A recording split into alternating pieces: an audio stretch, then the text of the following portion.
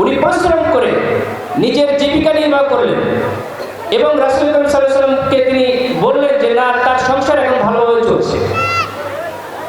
রাসূল সাল্লাল্লাহু আলাইহি ওয়াসাল্লামের এই সুন্নাতকে ধারণ করে আমরা যারা আছি, আমরা জামাত ইসলামের লোক, আপনাদেরকে সরাসরি টাকা না দিয়ে আমরা ভ্যান কিনে দিচ্ছি, এখানে মালপত্র কিভাবে তারা বিক্রি করতে পারবে, আমরা ফ্লাস্ক দিয়েছি, কেউ চা বিক্রি করতে পারে, আমরা ফলমূল বিক্রি করার জন্য তাদের যে ব্যবস্থা করেছি, ফুচকা বিক্রির জন্য ব্যবস্থা করেছি, ভ্যান দিচ্ছি। এটার পাশাপাশি আরো দোকানে কিভাবে একজন কর্মসংস্থান করতে পারে, এরকম বিভিন্ন উদ্যোগ আমরা হাতে নিয়েছি।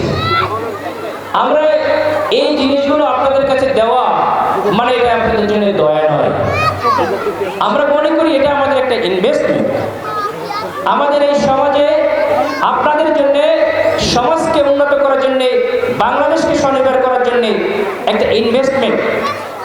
এই ইনভেস্টমেন্টে আপনাদের যারা আমরা সহায়তা করছি, আপনাদের প্রতি আপনাদের আহ্বান, আপনাদের কাছে যে ক্রেতা আসবে, আপনাদের কাছে সেই ক্রেতাদের সঙ্গে আপনারা ভালো ব্যবহার করবেন, এই আমানতের আপনারা খেয়ানত করবেন না।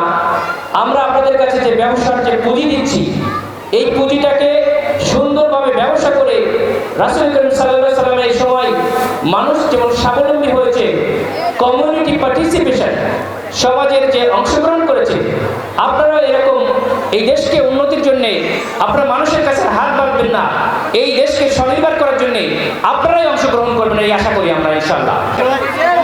ভাই তিনটা দেন, তিনটা ক্রীড়া সামগ্রী কয়টা দিবেন? তোমাকে কি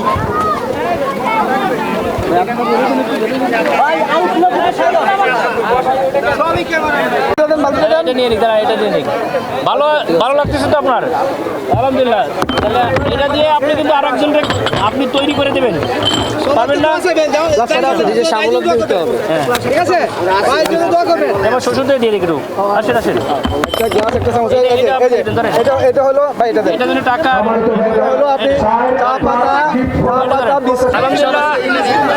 আমরা এই যে যুবকদের জন্য, যুবকদের মাধ্যমেই 5 আগস্ট হয়েছে, যুবকদের মাধ্যমেই আগামী বিপ্লব ইনশাআল্লাহ হবে এবং এইখানে যুবকদেরকে আমরা কর্মঠ করার জন্য, খেলাধুলায় অংশগ্রহণ করার জন্য উৎসাহিত করছি এবং আশা করি যুবকরা ভবিষ্যতে মাদকমুখী না হয়ে খেলামুখী হবে, পড়াশোনামুখী হবে, সমৃদ্ধ বাংলাদেশ গড়ায় তারা একেবারে অংশগ্রহণ করবে ইনশাআল্লাহ।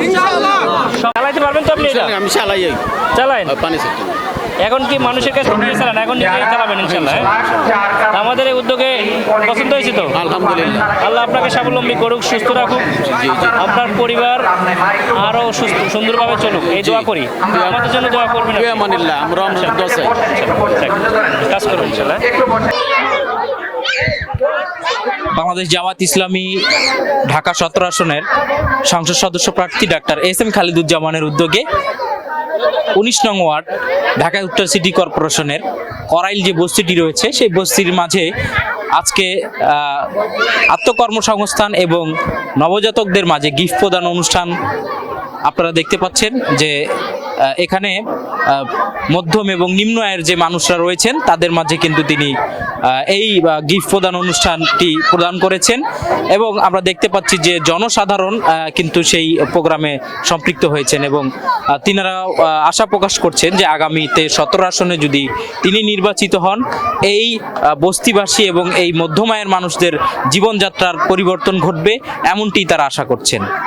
ঢাকা থেকে Rahat Hossain, the city signal.